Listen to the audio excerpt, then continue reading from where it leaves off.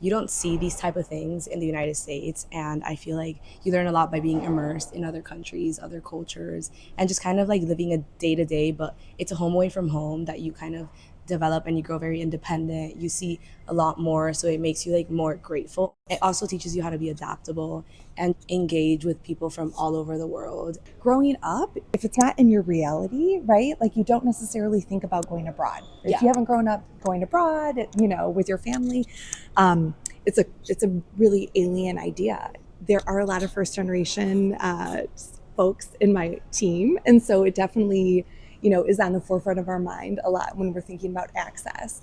And what we saw post pandemic were the cost of these global programs just skyrocketing. Inflation is everywhere, right? And so, and this was definitely the case with our global programs. And so, what we did was we really put a lot of time and creativity into rethinking the model. In the past, we had Ross faculty travel with a group of students to a set location. And this actually is completely different because we're having our students directly enroll into one of our trusted partners abroad. And really, they're teaching courses that we don't offer here at Ross. Yeah. You're able to take classes alongside other exchange students and local students. And so it really was an awesome way to get a non-US business perspective. One of the girls in my team was from Spain, and then she was telling me a lot about Spain, which is where I like want to study abroad in my junior year. And then from like the Czech Republic, just like Hungary, like different areas in the world that it's not as easy to like talk to people from all over the world here.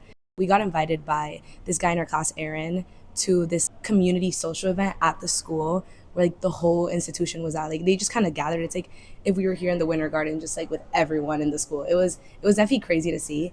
And I met one of his friends. I was telling them how we did the waltz class, and then he was like, "Oh my god, like that's like common here, like to do like at school." So he was showing us how like during their prom they take a class to like perfect the waltz, and then to pass the grade they actually have to like do a waltz. How that's like part of their culture, and I thought it was super cool. Like it like really brings them together. How big of a daily thing that is in their lives, like it's talked about in their families, like in their schools. Like it's definitely a we thing.